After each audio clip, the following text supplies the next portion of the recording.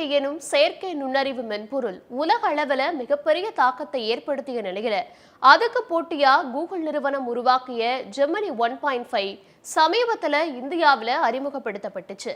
Apple சாதனங்கள்ல சிறி தொழில்நுட்பம் இயங்குவது போல ஆண்ட்ராய்டு போன்கள்ல கூகுளின் ஜெமினி இயங்கும்னு சொல்லப்படுது.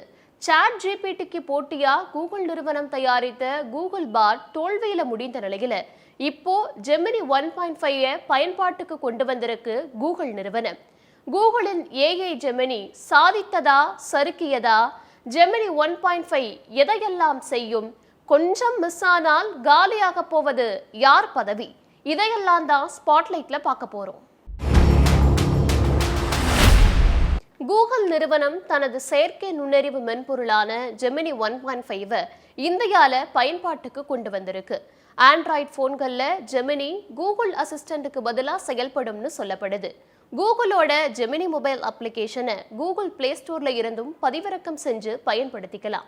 ஜெமினி ஆப் தமிழ், மலையாளம், தெலுங்கு, கன்னடம், உருது, குஜராத்தி, பெங்காலி உள்ளிட்ட 9 இந்திய மொழிகளில் செயல்படும்னு கூகுள் நிறுவனம் தரப்புல சொல்லப்பட்டிருக்கு. ஜெமினி மூலமா அலாரம் வைக்கிறது, மொழி பெயர்க்கிறது உள்ளிட்ட விஷயங்களை எளிமையா செய்ய முடியும். குறிப்பா நமக்கு என்ன மாதிரி மெயில் அனுப்பணும்னு சொன்னா ஜெமினி நம்ம கேட்டது போல மெயில் டைப் செஞ்சு கொடுக்கும்னு சொல்லப்படுது. பயனாளர்கள் கேட்பது போலவே உடனடியா போட்டோவையும் தயார் செஞ்சு கொடுக்கும் இந்த ஜெமினி தொழில்நுட்பம். மாற்று மொழியில ஒருவர் பேசுவதை அப்பவே பயனாளர் விரும்பும் மொழியில மொழிபெயர்த்தும் கொடுக்கும். பெரிய கட்டுரைகளின் பொருளை மட்டும் கொடுக்கிறது உள்ளிட்ட பல விஷயங்களை கூகுளின் ஜெமினி செய்யும்னு கூகுள் தரப்புல சொல்லப்பட்டிருக்கு. சாட் ஜிபிடிக்கு போட்டியா ஒரு மென்பொருளை உருவாக்கணும்னு முடிவெடுத்த கூகுள் நிறுவனம் பாட் எனும் மென்பொருளை உருவாக்குச்சு. அவ்வளவு துல்லியமா இல்லாததால கூகுள் பாட் பெரும் தோல்வியை சந்தித்தது. அதை தொடர்ந்து கூகுளின் பங்குகள் 9% வீழ்ச்சியை சந்தித்தது. இந்த நிலையில கூகுள் நிறுவனம் ஜெமினி அப்படிங்கிற மென்பொருளை உருவாக்குச்சு.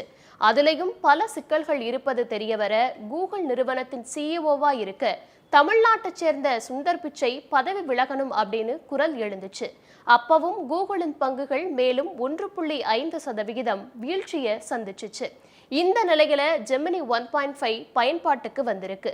சாட் ஜிபிடியின் ஜெனரேஷன் 4க்கு போட்டியா வெளியாக இருக்கு ஜெமினி 1.5. இன்னுமே ஆராய்ச்சியாளர்கள் பலர் ஜெமினி 1.5 மென்பொருள்ல பல மாற்றங்கள் செய்யணும் அப்படின்னு கருத்துக்களை தெரிவிக்கிறத பார்க்க முடியுது. ஏஐ தொழில்நுட்பம் வந்தா பல வேலை இழப்புகள் வரும்னு சொல்லப்பட்ட நிலையில ஏஐ தொழில்நுட்பமே சுந்தர் பிச்சை பதவியை காப்பாத்துமா அப்படிங்கிற இடத்திற்கு நகர வச்சிருக்கு. செயற்கை நுண்ணறிவு தொழில்நுட்பம் பல துறைகள்ல தாக்கத்தை ஏற்படுத்தி வர நிலையில கூகுளின் ஜெமினி 1.5 மென்பொருள் எப்படிப்பட்ட தாக்கத்தை ஏற்படுத்த போகுது அப்படிங்கிற எதிர்பார்ப்பை அதிகரிச்சிருக்கு.